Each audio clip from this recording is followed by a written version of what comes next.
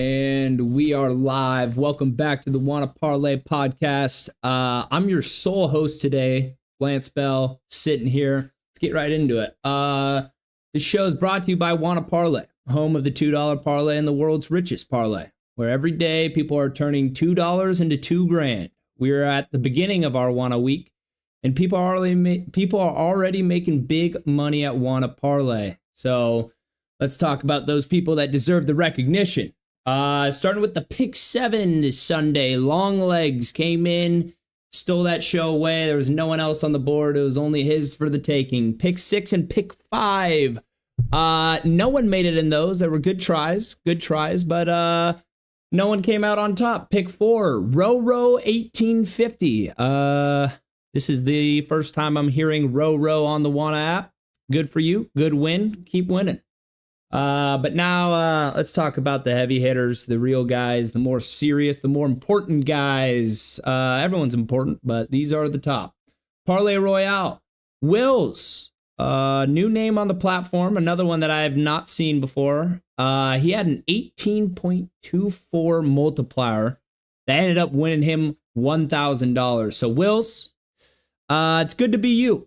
It's good to be you. That's a good 1,000. And moving on to our main event, I'm going to be honest. This has got to be the craziest week I've seen ever in the main event. We had a man named Fats312 come in with an absolute monster of a parlay.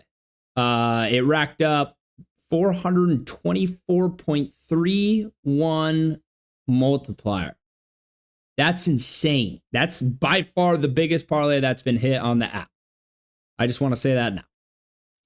So, yeah, Fats, you're a legend. I mean, your parlay consisted of 11 picks, and that ended up winning you $2,000. And I was looking at it. Anywhere else, you could have bet that anywhere else, and you'd only would have won $800, $848.62 to be exact. But why this main event was so crazy. And I got to mention the second place winner, because listen to this. There's Hey J36 who showed up, and they hit 22 picks on their multiplier. 22 picks in a parlay is insane, but the multiplier came out to 385.87. So it came in second place, and he wins $500 compared to the other parlay that had 11 legs, but a 424-point multiplier. So yeah, second place, this wins him $500. And this is the first parlay in Wanna's history that a sports book would actually probably would have paid more than Wanna. This is a very, very, very rare occasion, but it did happen. I knew it was going to happen someday. And today is that day. It's January 27th. What a beautiful day. And a quick reminder for you all. The drop takeover on February 10th at KG Little Joe's in Chicago. Wanna Parlay will be in the house with KG, Art, and Bob, as will the good folks of El Bandito Tequila. And I'm definitely looking forward to that. It'll be my first time in Chicago. That's going to be good stuff. All right. So we got all that out of the way. Now it's time for accountability hour. Accountability time, accountability hour. Jack went 3-1, maybe 4-1. He took a prop that I didn't know the closing number or where he got it at, so I just called it a wash. 3-1. You had Chiefs minus 2.5 win. The over 47.5 in that game win. Eagles minus 6 win. But he had the first half under in that Eagles game, which had no chance. And any under in that Eagles game was not hitting. I went 2-0. I had Chiefs minus 2, Eagles minus 6. So those were free. And obviously we're going to recap those in just a second. But I did have Thursday night, another accountability hour. If I wanted to go back, I had one pick only. And it was Lakers money line against Boston Celtics. They blew them out. I thought there was no chance, but the Lakers took care of business. and belt to ass. Fuck Boston. And that's enough of that. All right. Let's move into the games. So we'll start with the Eagles versus Commanders. Obviously, the difference in rosters was very easily visible. The Eagles just have a ton of players, especially on both lines of scrimmage. And with that being said, Sam Cosmi, Washington's guard, he was out. I believe he's the highest paid in the business at that position. So obviously that's a huge blow to the Commanders' entire offense. Another superstar that was out for the Commanders, Daron Payne. Now this guy's a monster. He's on the D-line. He's one of the highest paid in the business. And he's only previously missed one other game in his career. But God works in funny ways, man. He ended up missing Sunday's game, and you could tell. The game started with Commanders go down, get stopped. Let's talk about the Eagles' first play of the game. Little pitch pass.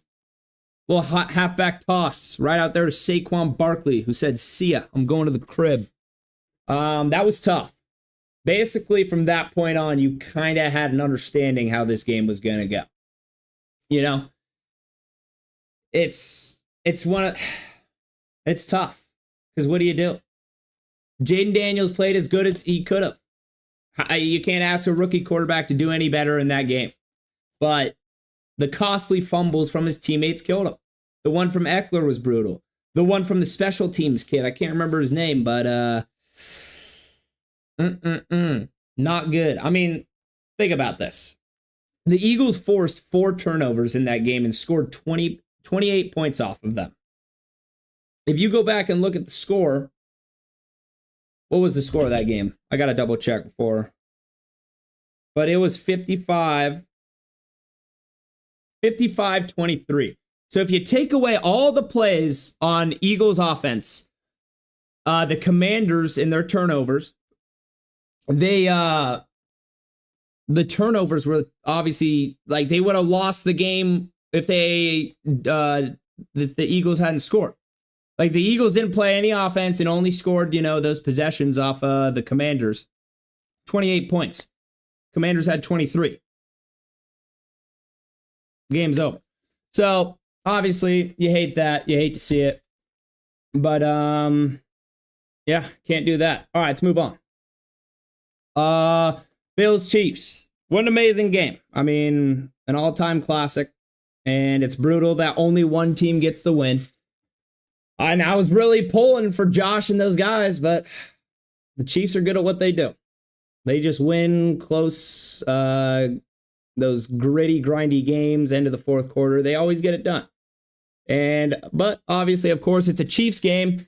So there were the controversial calls, and I think the Bills definitely got boned on that QB sneak.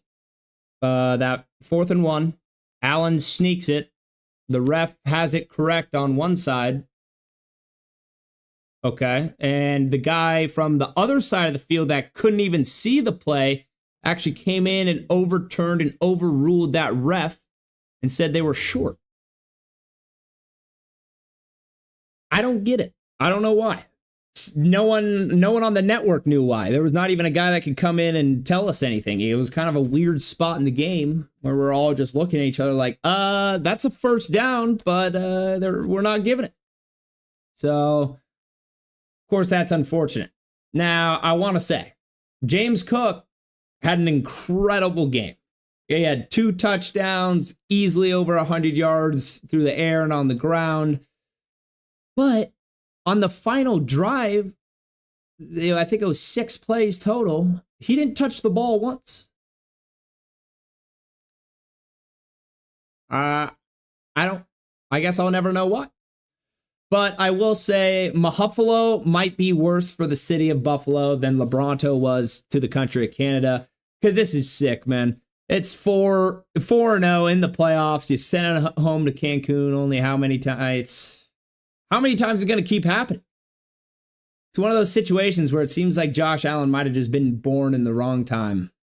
He might have just been born in the wrong time because he plays great every game. There's never a time you look back and like, wow, Josh Allen could have played better. That's not the case. He plays great every time they match up, but for some reason, Buffalo and those guys, man, they just can't get by. And it hurts. And you hate to see it. You hate every part of it. But a quick, way too early preview of the Super Bowl. So now you guys are just going to get to sit here and watch me ponder against myself. All right. First and foremost, looking at it, I think the Eagles are the better roster. Offense, defense, special teams, you match everything up. I think the Eagles are the better roster. But, of course, with that being said, I think we all know Mahomes and the Chiefs are better winners. That's just what we're starting to learn. These guys just win. You really don't know how. You can't go look at stats or this or that. The only stat that matters is that number 15 is playing for the Chiefs. Because he just wins. He comes down and he wins. I think I saw a stat where when down or tied in the fourth quarter in the playoffs on the drive coming back, I think Brady was 5 for 11. And there was a couple of notable ones at 50%. Breeze, I think, was 3 for 6. Then you go look at the guy Mahomes. He's like 7 for 7 on those drives in those situations. It's unheard of. The guy might be, I don't know anyone that's more of a definition of a winner than Mahomes right now. Of course, you could say Brady, but Mahomes ain't done yet. I don't even think Mahomes is 30, which is unfortunate for the rest of the NFL. People like me who aren't Chiefs fans, who actually despise the Chiefs. But these are tough. So right now, I will say I'm leaning towards betting Chiefs. I mean, I've hit Ohio State, Eagles, and Chiefs. I'm 3-0 on these big games recently. And it's winning some good money. This is a good comeback. But there are some interesting things to think about when you talk about this matchup. I mean, the Eagles during conference championship week were favored to win the Super Bowl. How do you go from being favored to win the Super Bowl last weekend to having the Chiefs open up as 1.5-point favorites? I don't know. Doesn't really make sense. Does Vegas need Eagle bettors? I don't know. Very interesting. But for this game, weather will not be a factor, obviously. It's in New Orleans in that dome. And both teams look like they're going to be fully healthy for this one. So with that all being said, I will say the Chiefs match up decently on both sides of scrimmage. Talking about the O-line and D-line. Chris Jones is an all-world player. He'll be a Hall of Famer. On the offensive line, they got Tunney and a couple guys. But I think the advantage is definitely Eagles for both of those. You go look at the skill positions. Travis is 1 of 1, Hall of Famer. Goddard's pretty good. He's not horrible. I definitely advantage Travis Kelce, but Goddard's not bad. Wide receivers, I mean, A.J. Brown and Devontae Smith as your 1-2 is just about as good as it gets. DeAndre Hopkins, Xavier Worthy, some of those guys, don't get me wrong, they're good. But they are nothing compared to what the Eagles have. The Eagles, when you go to running back, Isaiah Pacheco, Kareem Hunt, that's damn good. Then there's Saquon Barkley, just a freakazoid. My God. And that's honestly interesting. So, hypothetical, Eagles win the Super Bowl. How much does Barkley get paid the next season? And how much is Henry getting paid? Does the running back market actually move? Or are we still stuck in this time where it seems like running backs don't get the dollar amount they're worth? Because, I mean, we saw the theme all playoffs. The great rushing teams of this season, I think the top 6 rushing teams were all in the playoffs. I don't know. There's a lot of value still at that running back position. We'll see. We'll see.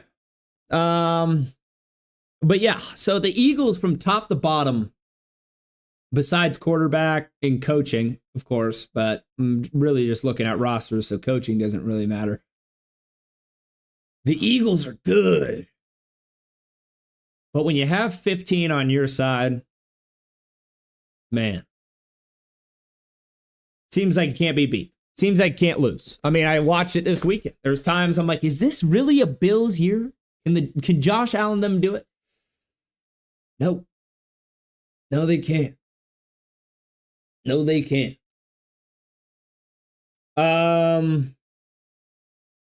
Yeah. I will say, though, there was a Chiefs matchup, if you guys remember. Of course you do. When the Chiefs played the Buccaneers. And Tom Brady beat them in the Super Bowl. When there was just that complete, utter mismatch. Like, impossible for Mahomes to do anything. Mismatch. That was when Shaq Barrett and all those guys were getting at Vita Vea. I mean, they were all getting after it in that Super Bowl. Now, I will say that was a super banged up Kansas City O-line. So it wasn't even the starter. So I just don't see a world where the mismatch is as big as it was then. But if there's... Because Jalen Hurts isn't going to go win you this Super Bowl. Jalen Hurts is not going to go beat Patrick Mahomes. Now, he can be on the winning team that beats Patrick Mahomes, no doubt about it. If Saquon and the O-line can just control and, you know, Jalen Hurts plays well and plays catch, doesn't force anything, doesn't take a stupid sack or fumble or anything like that, kind of just goes through the motions, give the ball to your playmakers in open space. And he can do all that, and you get a little luck because you need all of it. You need all of it. Then I see a world, but right now I don't see where I'd ever go anywhere other than Chief. Chiefs are damn good. Mahomes is good. It's every single moment you just see him, and you're now, and especially now, because before it was amazing, but now I've just seen him do this before. I've seen this. Everything feels like deja vu when you see him at the end of these games. Like, I've seen this before. I've seen this story. I've read this book. I've watched this movie. Mahomes wins. Mahomes wins. All right. Let's move on. A little gambling tonight. Let's talk a little picks, a little parlay I got going. Because, of course, I mean, this is the Wanna Parlay podcast. I got to come in with a parlay, folks. What are we talking about? Parlay I got. Lakers money line at Charlotte. Lakers are only favored -4.5 in the game, which scares the shit out of me. You know? Like, what? But that's the case. So I was like, all right, I'll take a money line. Celtics money line at home versus the Rockets. Ime Udoka returning to Boston after banging the owner's wife or governor's wife, whatever's going on there. That was interesting times. But yeah, he makes his return. And I think the Celtics win. I think they want to trash that coach. And because, you know, Missoula's their new guy, and there was the whole controversy. You know, Udoka for Missoula. Missoula was getting all that fire, but now he's a champion, so that's gone away. So Lakers money line, Celtics money line, last but not least, Knicks money line at home versus the Grizzlies. I like this one. I think New York's just a damn good team. They're at home. Even though their home court advantage is almost to their disadvantage because everyone thinks it's their moment to have a great time in Madison Square Garden, you know. All the famous games in Madison Square Garden. Well, yeah, they came against the Knicks. They came against the Knicks because that's the only team that plays there. So, you know, having the Garden could be a negative. depends who you ask. All right, well, that's all I really had scripted out, but who's in the chat? Someone help me. Someone give me some. Oh, one thing I will say, in that Eagles Commanders game, what an all-time performance, I thought, from Jalen Hurts. I thought he played great. That was the best. I almost think that's the best I've seen Jalen Hurts, especially with all the knee concerns, all the injury concerns. Everyone's all worried about it. Guy just came out and balled. Of course, the run game, everything going in motion. Yeah, I mean, I don't want to take too much credit away from Jalen because he played so great. I don't know. We'll see. I don't see him beating Mahomes. I don't see a world. But Saquon's damn good. That O-line's damn good. They got the best 2 tackles in the game. Malata is his name, I think. Malata and Lane Johnson. I don't know. But tonight, I just didn't love any of the games. There was nothing great. There was nothing worth... Because like an interesting one, I saw Magic at Heat. Magic are -1.5. Why? Why would it be a pick'em? With all the controversy going on in Miami. And I'm pretty sure they have Franz Wagner. Yeah, I'm pretty sure they got the Wagner brothers back. And of course, Paolo Banchero, who's top 5 player in the NBA in the next couple years. He's a good one. He's going to be good. So, like, I didn't know where to go there. I feel like Lakers, Celtics, Knicks, like, that's just take your blue bloods. Take the tried and true. Because I looked into hockey. Also, I guess maybe Michigan at home, 8.5. Haven't seen where the public is on that one, but could do that one. Could do that. But yeah, we had WANA winners, absolute legends. Reached out to the WANA winners. Not anyone wanted to come on the show. It was brutal. Honestly, ghosted across the board. So if you're a winner at WANA, don't be afraid. Come tell your story because we want to hear it. All right, I think that's gonna do it. Appreciate everyone showing out. This was the WANA Parlay podcast, the official podcast of WANA Parlay, home of the $2 parlay and the world's richest parlay, and where every day people are turning $2 into $2,000. So thank you very much. We'll be back tomorrow live, 3 p.m. Pacific, 6 p.m. Eastern, and we'll see you then.